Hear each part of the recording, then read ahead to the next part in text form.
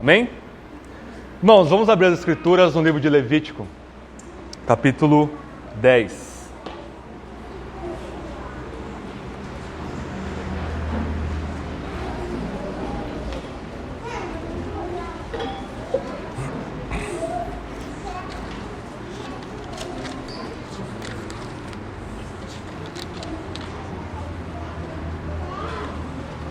Levítico, capítulo 10. Semana passada a gente viu o capítulo 1 ao 9. Hoje nós vamos ver do capítulo 10 ao 16.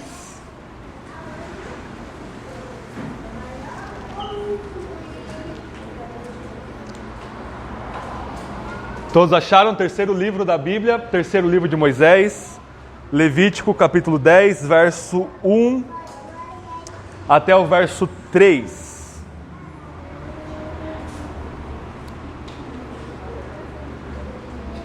Diz assim a palavra de Deus. Depois a gente vai ver mais um trecho lá no capítulo 16. Levítico 10. E aconteceu que Nadab e Abiú, filhos de Arão, pegaram cada um um incensário e pondo fogo nele e o incenso, ofereceram fogo não permitido diante do Senhor, o que ele não lhes havia ordenado. Então saiu fogo de diante do Senhor e os devorou, e morreram diante do Senhor. E Moisés disse para Arão: foi isso que o Senhor falou: manifestarei a minha santidade entre aqueles que se aproximarem de mim, e eu serei glorificado diante de todo o povo. Mas Arão ficou em silêncio. Virem as páginas lá no capítulo 16, que vai fazer o quadro da nossa mensagem dessa manhã.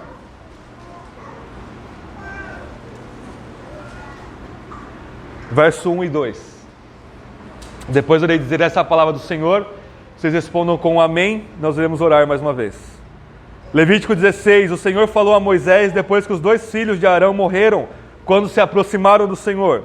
O Senhor disse a Moisés: dize a teu irmão Arão que não entre a qualquer hora no lugar santíssimo do véu, para dentro, diante do propiciatório que está sobre a arca, para que não morra, porque aparecerei na nuvem sobre o propiciatório. Essa é a palavra do Senhor.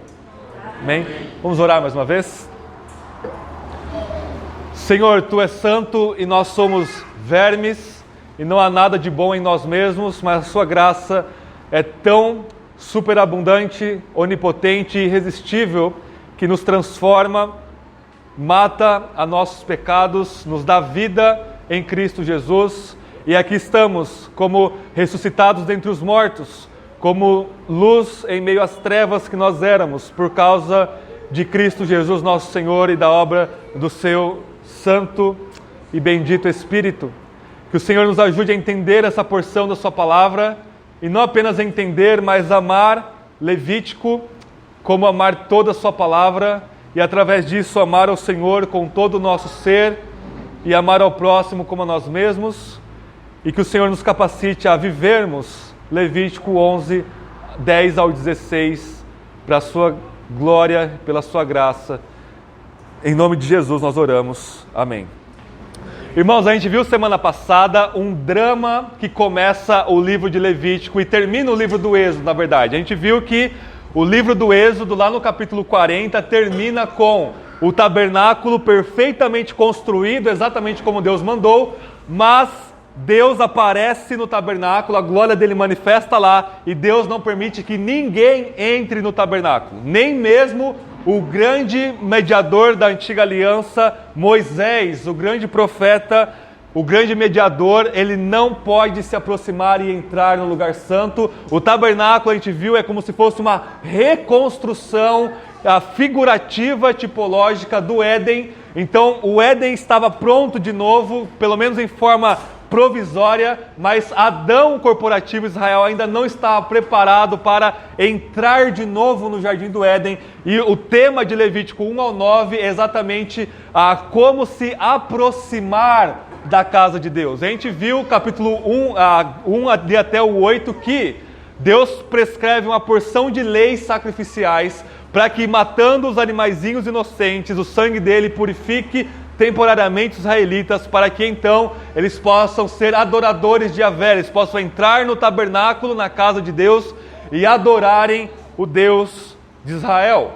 Então o livro de Levítico começa com essa crise no capítulo 1 e termina no capítulo 9 com a resolução dessa crise. O capítulo 9 é uma grande festa, porque é a inauguração do culto do Antigo Testamento, o culto levítico, o culto israelita no tabernáculo.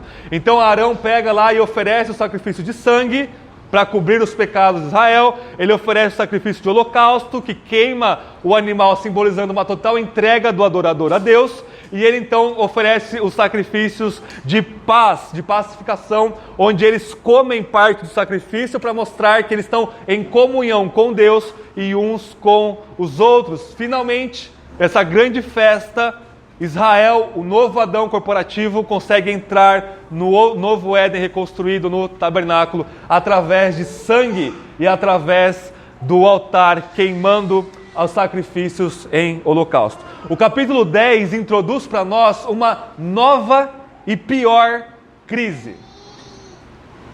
E a partir do capítulo 10, irmãos, até o capítulo 16, o capítulo 16, lembra da nossa aula, é o capítulo mais importante de todos os livros de Moisés. Todos os livros de Moisés, eles vão sendo construídos em paralelo até chegar no centro. O centro exato dos 5 primeiros livros da Bíblia é Levítico 16, que é o grande dia da expiação, o Yom Kippur em hebraico. É o dia em que o sumo sacerdote entra no Santo dos Santos uma vez por ano para purificar o templo, o tabernáculo e todo o povo de Israel. Só que, irmãos, não percam o contexto de vista. Por quê? Prestem bem atenção nisso. Levítico 10, 11, 12, 13, 14, 15 e 16 acontecem no mesmo dia. Ok? No mesmíssimo dia. Ou seja, a crise do capítulo 10, Nadab e Abiú morrendo, é solucionada no capítulo 16. Tanto que o capítulo 16, que a gente leu agora, retoma o tema da morte dos filhos de Arão de diante do Senhor. Vocês lembram que a gente leu o capítulo 16 agora? Olha, no dia em que Nadab e Abiú morreram, Deus começa a dar mais instruções ali para Arão. Ou seja, é a mesma coisa. O que isso vai nos ensinar? A gente vai ver que é o mesmo contexto. E a morte de Nadab e Abiú oferecem o pano de fundo, o contexto e o motivo para todas as leis que vão vir do capítulo 11 ao 15. E por fim, isso se soluciona no dia da expiação, no capítulo 16. Aí a gente vai entender com muita clareza esses capítulos 10 ao 16 diante de nós nesta manhã. Mas o que está acontecendo aqui no capítulo 10, irmãos? Vamos ler de novo. Aconteceu que Nadab e Abiú, verso 1, Levítico 10, filhos de Arão. Quem que é Arão? Irmão de Moisés, sumo sacerdote dos israelitas, primeiro sumo sacerdote. Eles pegaram cada um incensário e, pondo nele fogo e incenso, ofereceram fogo não permitido diante do Senhor, o que não lhes havia ordenado. Então, reparem, capítulo 9, o pessoal está em festa. Está em festa porque finalmente eles podem entrar no tabernáculo.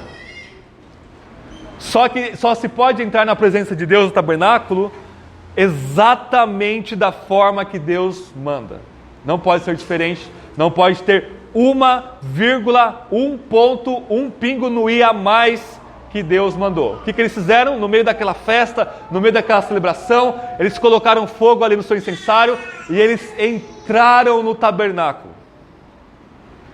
E como não existe nada à toa na Bíblia, olha só que interessante, irmãos, que diz o verso 9 de Levítico 10. Do nada tem essa lei contra a bebedice.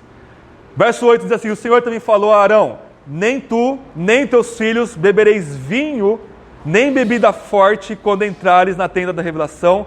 Do contrário, o que vai acontecer? Morrereis. Este é um estatuto perpétuo através das vossas gerações. Então, essa lei de que os sacerdotes não podem entrar bêbados no tabernáculo, não é à toa aqui. Por quê? Se você entrar bêbado, se você beber bebida forte, você vai morrer. O que aconteceu logo no versículo anterior? Nadab e Abiú morreram. Então, provavelmente naquela celebração festiva, Nadab e Abiú beberam um pouco mais do que deveriam. Ficaram alegres, perderam o juízo, pegaram o incensário. E o problema, irmãos, disso tudo é que eles ou estavam no Santo dos Santos, ou eles estavam indo para o Santo dos Santos. Porque vejam comigo Levítico 16 de novo, Não percam de vista o contexto. Levítico 16 que a gente acabou de ler.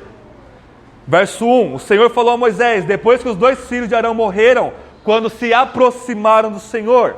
Essa expressão aproximar do Senhor é ir para o Santo dos Santos. Verso 2, o Senhor disse a Moisés, diz a teu irmão Arão, que não entre a qualquer hora no lugar santíssimo, do véu para dentro, diante do propiciatório que está sobre a arca, para quê? Para que não morra. Então a condição de morrer aqui em Levítico 10:16 é você entrar bêbado no Santo dos Santos. Esse é o sacrilégio que os filhos de Arão cometem aqui. Uma blasfêmia, uma imundície total. Deus acaba de celebrar o culto, de oferecer um caminho de volta para o Éden, um caminho de volta para a sua presença. Os filhos do sacerdote, tinha que ser, né? Deus livre os meus filhos de uma coisa dessa. Entra no Santo dos Santos aqui, oferecendo um sacrifício de fogo que Deus não tinha ordenado.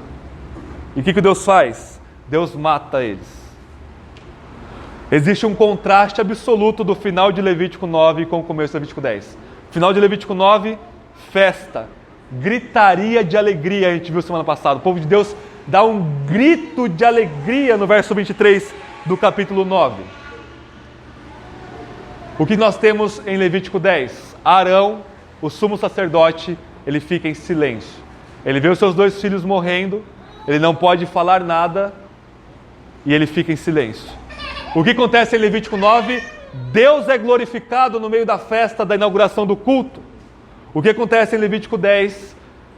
Moisés diz para Arão, o Senhor é glorificado naqueles que se aproximam dele. Ou seja, Deus foi glorificado na morte de Nadab e Abiú diante do povo, porque a santidade de Deus não permite imundície diante dele.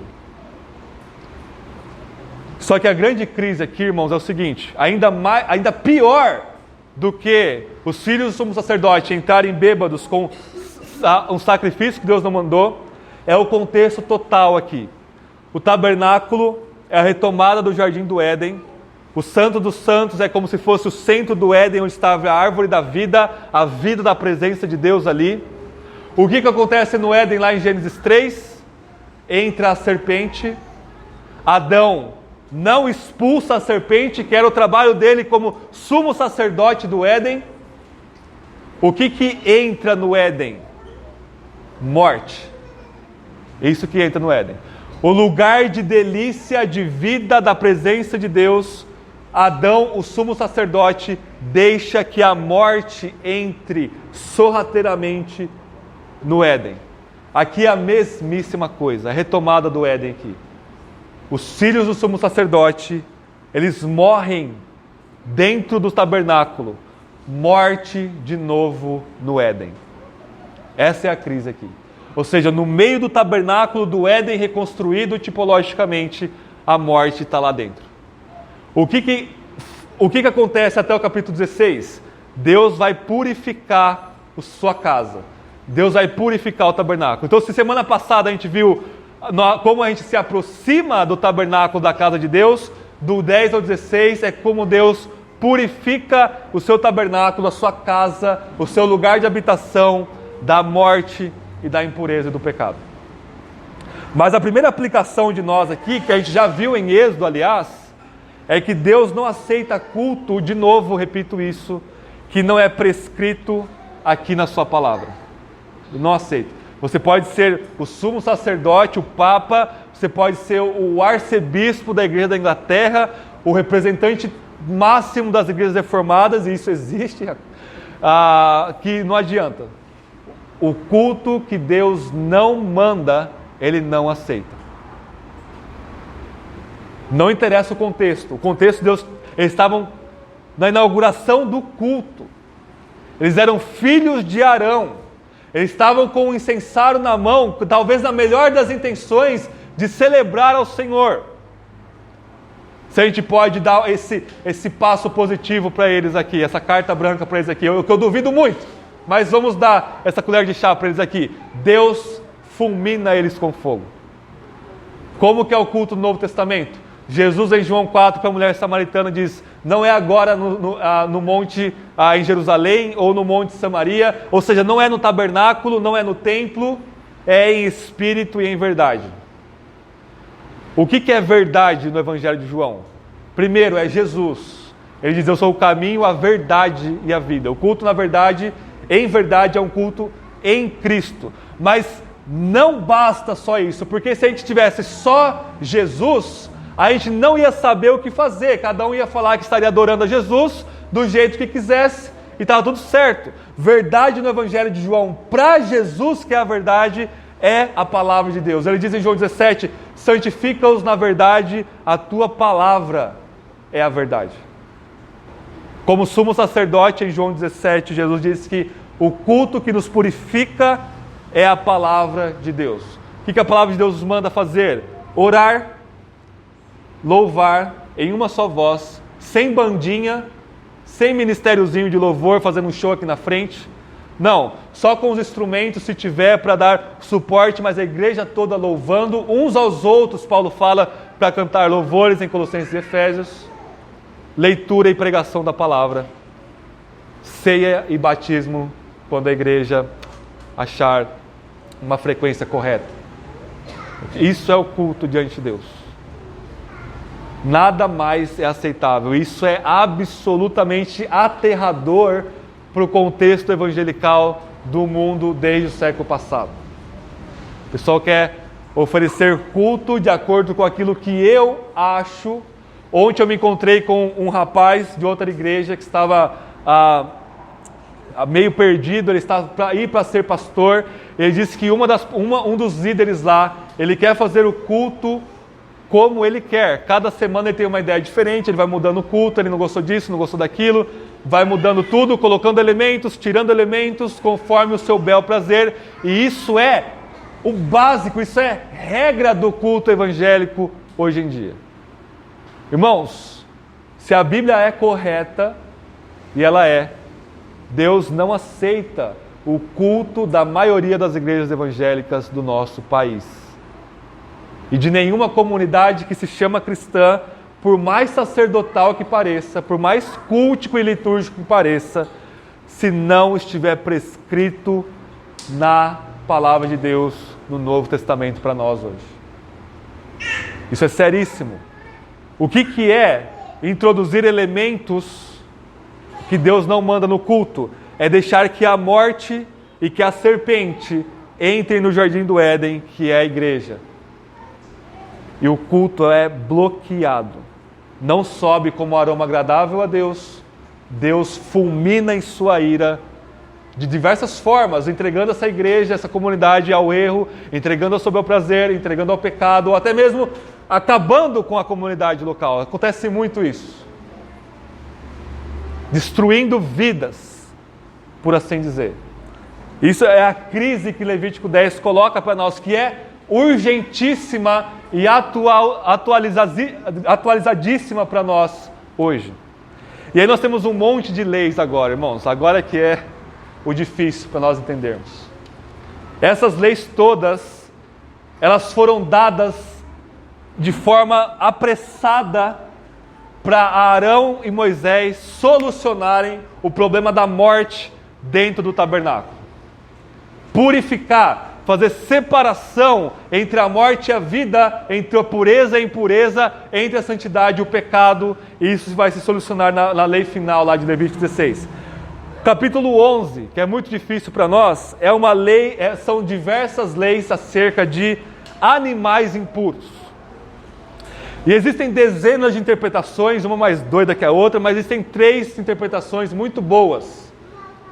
Mas 2 delas não são suficientes. Primeiro, tem gente que fala que os animais impuros, eles eram para higiene, para saúde culinária do povo de Israel. Isso pode ser parcialmente verdade, porque tem alguns animais aqui que realmente é difícil de você pensar você comendo, né? Ainda mais numa culinária do século XV a.C., lá em 1400 e pouco, que é onde está passando aqui. Mas isso não soluciona todas as leis dos animais aqui. Tem animais aqui que não tem problema os israelitas comerem, não ia causar mal nenhum aqui. Até o mesmo próprio porco, que é um dos mais impuros na tradição judaica, é só você cozinhar o porco em água fervendo ali que você mata qualquer possibilidade de doença ali, no contexto daquela época. Então, essa interpretação ela é boa, mas ela não é abrangente o suficiente. Uma outra interpretação vai dizer que esses animais, eles eram objetos de culto dos pagãos. E isso é muito interessante porque lá no capítulo 20 de Levítico, Deus vai falar que essas leis servem para separar Israel das nações. E muitos desses animais aqui eram adorados pelos pagãos, liturgicamente, cultualmente. Só que não tem como saber se todos os animais aqui eram adorados pelos pagãos egípcios e cananitas que cirandavam ali Israel. A terceira e a melhor explicação que a gente tem na história da igreja, que sai recentemente, é o seguinte. Irmãos, esses animais puros e impuros, eles simbolicamente apresentam algo para nós.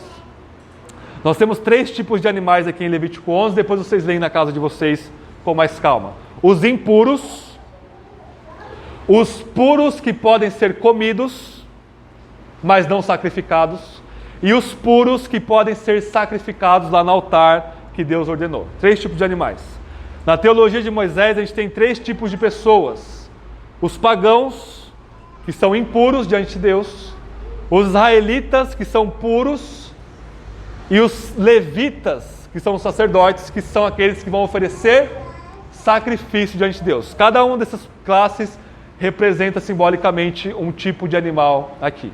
Ok? E isso é o que o Novo Testamento vai ler para nós, porque no Novo Testamento essas leis de animais puros e impuros, elas servem para separar os judeus dos pagãos.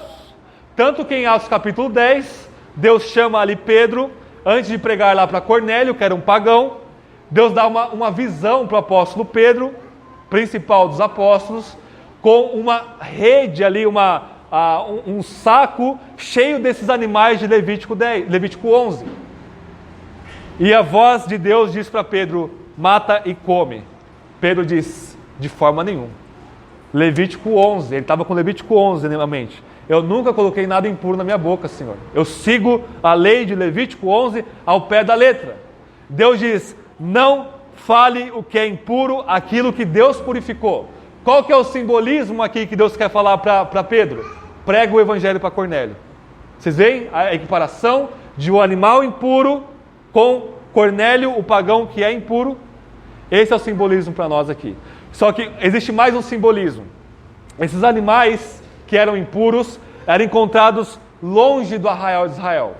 A gente tem esse movimento, então a gente tem o Santo dos Santos no centro de tudo, o santo lugar, o pátio do tabernáculo, o arraial dos israelitas, das 12 tribos, e depois a gente tem o deserto. Essa é a construção concêntrica de Levítico para nós. O que é isso? Vida, e conforme você vai se afastando dessa vida, você vai tendo cada vez mais morte. Até que você chega no deserto, que é o símbolo de morte no Antigo Testamento. Então, quanto mais distante do tabernáculo do povo de Israel, mais impuros são esses animais. Ok? E mais restrita é a dieta aqui. Existe mais uma coisa. Os animais que Deus manda não comer, ele fala dos animais da terra, do mar e do céu, que é a divisão lá da criação de Gênesis 1. Céu, terra e mar. Ok? Contaram, né? É céu, terra e mar. O que nós temos que os animais que são normais, entre aspas, e inteiros para o seu determinado habitat, eles podem ser comidos. Então, os pássaros que são normais, têm penas e 2 pés, podem comer. Os animais que têm o casco fendido e ruminam, que é o normal, entre aspas, para aquele contexto dos israelitas, pode-se comer. Os peixes que têm escamas, você pode comer. Vejam comigo o texto. Só alguns exemplos para nós. Capítulo 11. O Senhor falou a Moisés e a Arão, dizer aos israelitas, estes são animais que podereis comer dentre todos que há na terra. Podereis comer todo animal que tem casco fendido, dividido em 2, e que rumina. Dentre os que ruminam ou que tem o casco fendido, não comereis os seguintes animais. O camelo, porque rumina, mas não tem o casco fendido, e assim por diante. Ou seja, existe uma condição de normalidade e de inteireza nesses animais que podem comer. O que isso simboliza? Deus está falando para os levitas o seguinte: vocês só podem adorar se vocês forem inteiros, íntegros. Quem subirá ao monte do Senhor? Quem for íntegro, quem for inteiro. E se vocês estiverem na normalidade da vida de vocês. O que é normalidade? Prestem bem atenção. O normal do ímpio é pecaminosidade, impureza. O normal dos israelitas, que passaram pelo Mar Vermelho, foram cobertos com o sangue do Cordeiro Pascal e receberam a lei de Deus, o normal é a santidade. Ok? Inteireza, integridade e santidade. Isso é o que esses animais simbolizavam para o povo de Israel lá no século XV a.C. Essa era a separação aqui. Ok? O que isso quer dizer para nós? O nosso normal na nossa vida é santidade. Se o normal da sua vida é pecado, você é um animal impuro, você é um pagão. O normal da sua vida, santidade, integridade, inteireza, plenitude em Cristo Jesus. E o que isso significa para nós hoje também? O que dividia os israelitas dos pagãos era a lei de Moisés, especialmente, visivelmente, em 3 leis: a circuncisão, os dias festivos do sábado e os outros dias, e as leis dietéticas aqui de Levítico 11. No Novo Testamento isso é abolido. A lei, esses animais aqui, eles formavam uma parede de separação entre os israelitas e os pagãos. O que Paulo diz em Efésios 2? Que essa parede de divisão ela é demolida pelo sangue de Cristo, e agora o povo de Deus não é caracterizado e distinguido por leis externas. O que nos distingue como povo de Deus é fé em Jesus, amor e esperança. Fé em Cristo como Messias, como nosso Senhor, é o que distingue agora o puro do impuro, o limpo do imundo, o santo do profano, o povo de Deus do povo do diabo. É isso que Levítico 11 quer dizer para nós. E aí depois, irmãos, em Levítico 12 em diante, nós temos uma série de leis que vão simbolizar o seguinte para nós. Essas leis que está aqui em Levítico 12, elas têm alguma relação com a morte, com o sangue derramado, com vida vazando do corpo da pessoa. Mas prestem bem atenção aqui. Essas leis aqui, a partir do capítulo 11, elas não são pecado se você se encaixa nelas de forma negativa. Elas te tornam impuros cerimonialmente para não entrar no tabernáculo, mas não é pecado. Porque o que a gente tem no capítulo 12? Menstruação da mulher, ok? O que a gente tem no capítulo 13? Lepra. O que a gente tem depois, capítulo 14, continuação da lepra.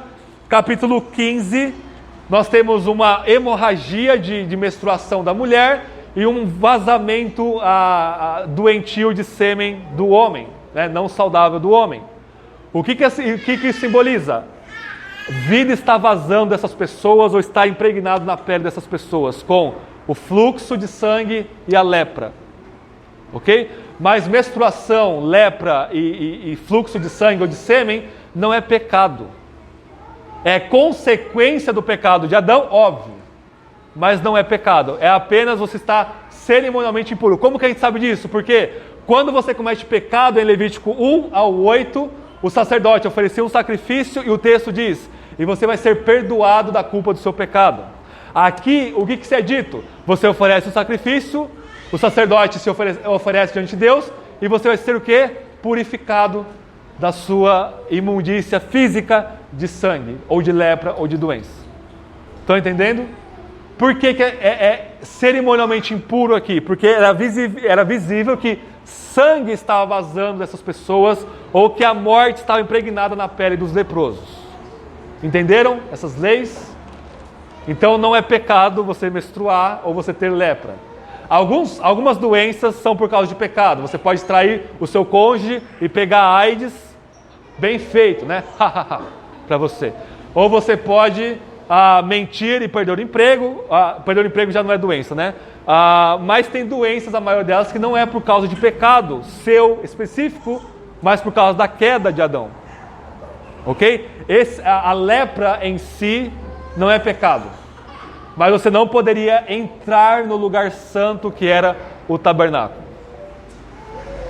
Irmãos, essas leis de 12 a 15 de Levítico, elas devem formar o pano de fundo dos evangelhos. Quando Jesus cura os leprosos, quando Jesus cura aquela mulher do fluxo de sangue, e no mesmo episódio ressuscita aquela menina de 12 anos, e de novo, aqui você tem lei que se você tocar no morto, no animal ou na pessoa, você está impuro também. Você precisa esperar até de tarde, oferecer um sacrifício e se lavar. O que Jesus está fazendo? Ele está purificando as pessoas para elas cultuarem a Deus. O sangue de Jesus, antecipado no seu ministério terreno, está trazendo vida e pureza para essas pessoas que eram cerimonialmente impuras. Ele cura 10 leprosos numa leva, depois ele cura outros leprosos, ele estanca aquela hemorragia daquela mulher que não tinha médico nenhum na época que dava jeito. O que ele faz com aquela menina? Ele deita em cima daquela menina. Ou seja, um sacerdote olhando aquilo, Jesus estaria completamente imundo. Mas Jesus é tão santo que ao deitar sobre o cadáver, aquela menina levanta. Ao falar para um outro morto, falar para Lázaro, a sua palavra é tão santa que o morto volta à vida e ele pode cultuar a Deus.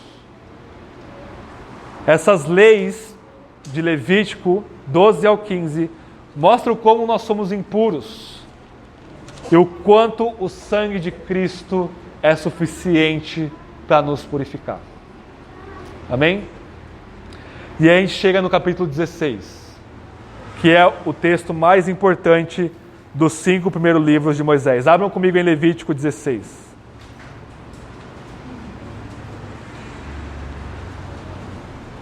Levítico 16 é a base de Hebreus 7, 8, 9 e 10, por exemplo, para nós. A gente não vai ler o texto todo para nós ganharmos o tempo. Por favor, leiam o Levítico do 10 ao 16. Se ficar alguma dúvida, manda para mim no privado ou no grupo que eu respondo de novo. Mas a gente está vendo aqui o movimento dramático do texto como um todo. Levítico 16 é o seguinte, irmãos. Uma vez por ano, no dia da expiação, somente o sumo sacerdote, no caso aqui Arão, e depois quem seria nas gerações futuras, entraria no Santo dos Santos com o sangue do cordeiro no hisopo, que era uma plantinha da época, e aspergeria 7 vezes em cima da arca da aliança, em cima da tampa do propiciatório, e Deus aplacaria, apaziguaria sua ira ali naquele sangue. Arão precisava primeiro oferecer esse sangue para os seus próprios pecados, porque ele era um pecador, depois para os seus filhos, para os levitas, e depois ele ofereceria um sacrifício para todo o povo de Israel. E o que aconteceria? O movimento é de dentro do Santo dos Santos para fora. Ele lá no Santo dos Santos ia oferecer esse sacrifício e encher ali de fumaça o Santo dos Santos. Naquela fumaça que representaria a glória de Deus, Deus se manifestaria. Ele purificou então o próprio Santo dos Santos, porque a morte de Anabiú estava lá dentro. Ele purifica o Santo dos Santos, que era um símbolo. Depois ele saía no santo lugar, onde você tinha ali a mesa com os pães, você tinha ali o candelabro, você tinha ali no meio o altar de incenso de fumaça, e ele aspergiria sangue no santo lugar. Depois ele sairia para fora no átrio e ofereceria ali um holocausto para o pecado do povo de Israel. E aí um animalzinho, um bode, teria sido morto em sangue, e existia um segundo animalzinho, um segundo bode.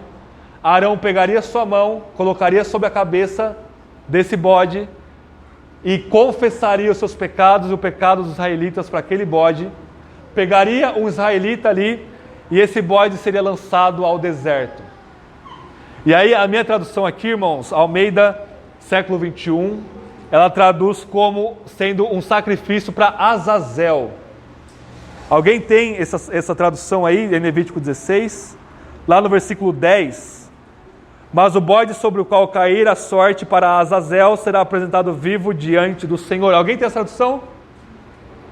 Isso foi uma escolha da equipe de tradução muito infeliz. Porque Azazel parece que é um demônio lá do sobrenatural, né, dos irmãos Winchester, né? Não é oferecido a um demônio, Azazel não é um demônio, irmãos. Azazel é a palavra hebraica para bode expiatório. Azazel em hebraico significa bode que é lançado para fora, só isso. Ok? Então esse bode que é o Azazel, tadinho dele, demônio, lá no seriado, ele é lançado para fora do arraial, levando simbolicamente os pecados de todo o povo. E o que é deserto? Local de morte. Ele é lançado para fora. Tudo isso a gente sabe que é uma pintura, uma sombra, um tipo do que Cristo fez por nós. Como sumo sacerdote, ele entra, Hebreus vai dizer, não no Santo dos Santos no tabernáculo, mas no Santo dos Santos verdadeiro no céu. E Hebreus 7 vai dizer que o nosso sumo sacerdote Jesus, ele não precisou oferecer sacrifício de sangue pelos seus próprios pecados. Por quê? Porque ele não tinha pecado. E a gente necessita, Hebreus 7 vai dizer, de um sumo sacerdote que seja absolutamente puro. Porque se ele não for puro, ele não pode oferecer o seu sangue por nós.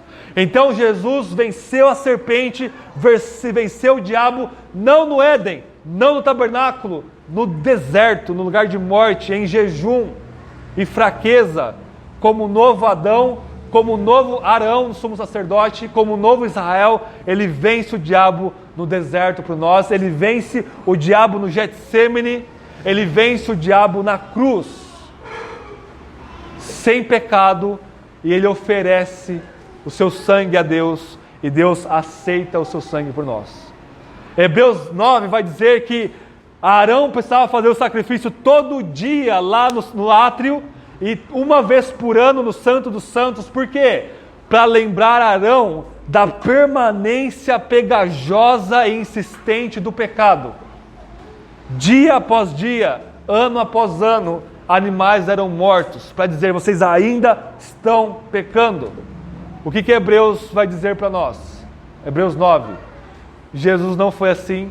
Ele ofereceu um sacrifício tão valioso, tão digno, tão sublime, tão exaltado, tão puro, tão santo, tão violento, tão perfeito, que foi suficiente para pagar uma multidão infernal de pecados, de uma multidão incontável de eleitos, de Adão até o último eleito nascido, ou de Abel, se você tem crise com Adão. Uma vez.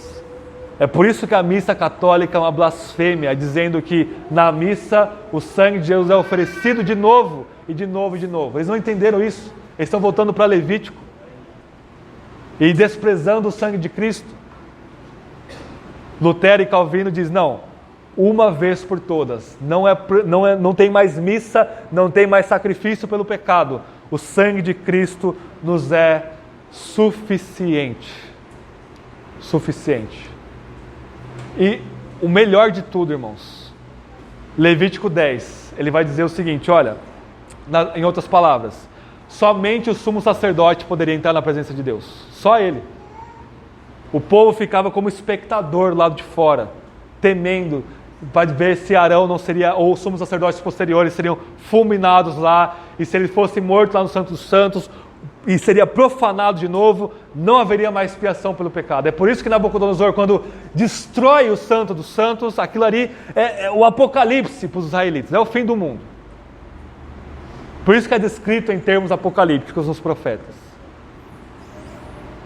Hebreus vai nos dizer, olha, Jesus ele entra na presença de Deus, no Santo dos Santos, como nosso sumo sacerdote, mas ele chama a gente a entrar no Santo dos Santos. O véu que separa o Santo dos Santos do santo lugar ele é rasgado. Hebreus vai nos dizer que é o próprio corpo de Cristo que é o véu, que é rasgado na cruz. E literalmente, quando Cristo dá o seu último suspiro, Mateus vai dizer que o véu do templo de Herodes se rasga, e que é impossível você rasgar, ele é maior do que essa grossura, aquele véu. Ninguém conseguia rasgar aquele véu. Deus parte o véu no meio. O que significa? O Santo dos Santos está escancarado, está aberto. E o Santo dos Santos agora tem uma voz lá, que é o Evangelho, dizendo: quem quiser vir, venha. Você é judeu ou não, você é impuro ou não, você é pagão ou não, você tem sangue, fluxo de sangue ou não, você tem lepra ou não, você tem um contexto familiar bom, um contexto familiar trágico, você está de luto ou de festa, venham a mim. Jesus é o Santo dos Santos. Jesus é vida. Jesus é a árvore da vida. E ele diz: quem quiser, beba da água que flui do Santo dos Santos, que sou eu. Comam de mim. Você não precisa oferecer animal nenhum, você precisa crer nele. Essa é a mensagem de Levítico para nós. E eu vou terminar com uma ilustração muito pagã para nós. Tem um escritor de literatura que se tornou um clássico da literatura mundial, chamado Oscar Wilde. Oscar Wilde, ele teve uma vida muito perversa, dada até mesmo a pecados homossexuais, que era um escândalo na época dele, final do século XIX, começo do século XX, uma vida trágica, mas brilhante para escrever literatura. Um dos seus clássicos se chama O Retrato de Dorian Gray, que existe até filme sobre esse livro. O Retrato de Dorian Gray é uma ilustração perfeita para Levítico 16. Sobre o que é essa história, para resumir um livro grande. O Retrato de Dorian Gray, ele é um jovem muito, muito bonito. O oposto do pastor de vocês. Mas pensa num sujeito bonito, que todo mundo fala: não, esse cara é muito bonito. E ele sabia, né? Só que ele era meio inocentão ainda. Ele era um jovem lá, seus 18 anos mais ou menos. E ele tinha uma inocência ainda. E aí tem um pintor lá, que era também um outro personagem muito importante no livro, que ele acha esse rapaz tão bonito, que ele fala: cara, deixa eu fazer um retrato de você, uma pintura de você. E ele faz. O Dorian Gray, ele posa, e esse pintor, ele vai lá e faz o desenho, e faz o retrato perfeito do Dorian Gray. Esse retrato, ele é tão famoso, tão bem sucedido, que esse pintor fala: não, esse é o ápice da minha vida como pintor, como artista. E ele fica famosíssimo. E o que acontece? O Dorian Gray, ele começa a olhar para o seu retrato na imagem, na pintura. Ele começa a pensar: olha, a minha beleza que eu tenho hoje, eu vou perder ela. Eu vou envelhecer. Vai cair. Só que essa minha pintura vai permanecer para sempre bonita. Isso é injusto. E aí, a história por trás disso é a história do Fausto. Fausto é um sujeito da Idade Média que vende a alma para o diabo para adquirir conhecimento. O Oscar Wilde, ele pega a história do Fausto e faz o seguinte: Dorian Gray, ele vende a sua alma e ele troca a sua alma com o quadro. O que acontece? Ele permanece jovem e o quadro vai envelhecendo. Olha a sacada do Oscar Wilde. Só que o que o Dorian Gray faz? Ele se joga numa vida de pecado absurda. Drogas, sexo, homossexualismo, assassinato. Ele mata um sujeito, depois ele vai assistir uma ópera. Uma coisa assim, desenfreada. E aí cada vez que ele peca, ele vai lá no seu retrato e o retrato fica decaído. O retrato vai envelhecendo. O retrato fica feio, o retrato vai ficando com a aparência de morto e o retrato vai ficando cada vez mais imundo e decadente. O retrato é a expiação substitutiva dos pecados de Dorian Gray. No final, ele está vivendo uma vida tão de pecado que ele não aguenta mais. Ele tira o véu do seu retrato, da sua pintura, que está ali já abominável. Ele pega uma faca e enfia no peito da sua pintura, como se fosse representando a própria morte, e ele mesmo morre. Contei o final para vocês. Quem manda vocês não lerem? O que isso mostra para nós? Oscar Wilde, por mais ímpio que fosse, ele sabia que ele precisava de um substituto que morresse no lugar dele. Essa é a imagem do dia da expiação de Levítico 16 para nós. Jesus, Ele toma o nosso lugar. E na cruz, nós enfiamos a faca do nosso pecado no Cristo crucificado. Todo mundo aqui, nós somos culpados disso. Porque Cristo morre pelos nossos pecados, é os nossos pecados, é o seu pecado que você cometeu ontem, hoje, a sua vida toda, que cravou o Filho de Deus na cruz. Você precisa reconhecer isso e se identificar com Cristo na cruz, morrer com Ele, e você vai ter vida dentre os mortos. Essa é a mensagem de Levítico 10 ao 16 para nós. Amém? Vamos orar? Tenha um momento brevíssimo de oração. Confesse seus pecados diante de Deus, venha a Cristo pela fé, e eu já vou orar para encerrar o sermão.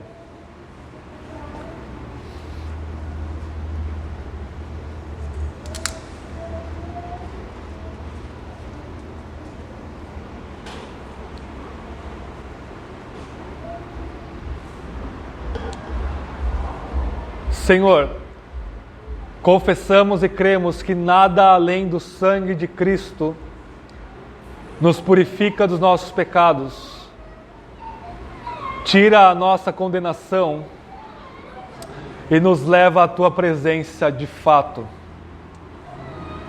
Purifica a casa, o tabernáculo que somos nós. Cada um de nós aqui que crê em Jesus é um mini tabernáculo. E a morte e o pecado querem entrar no nosso coração dia após dia. E o que nos purifica é o sangue de Cristo. Irmos a Ele diariamente pela fé. E nos saciarmos com a alegria que há em Sua presença. Purifica o Seu tabernáculo, que também somos nós, a igreja, nós enquanto comunidade. Pois as artimanhas do diabo e as tentações deste mundo sempre estão ao nosso redor. Mantenha-nos puros em amor, pelo sangue do nosso Senhor. Que não haja ninguém aqui, ó Deus, que saia daqui sem se render aos pés de Cristo, e que Teu Espírito Onipotente traga salvação e santificação a todos nós. Em nome de Jesus nós oramos. Amém. Irmãos, em pé, vamos louvar o Senhor com o cântico Nada Além do Sangue do nosso Senhor Jesus.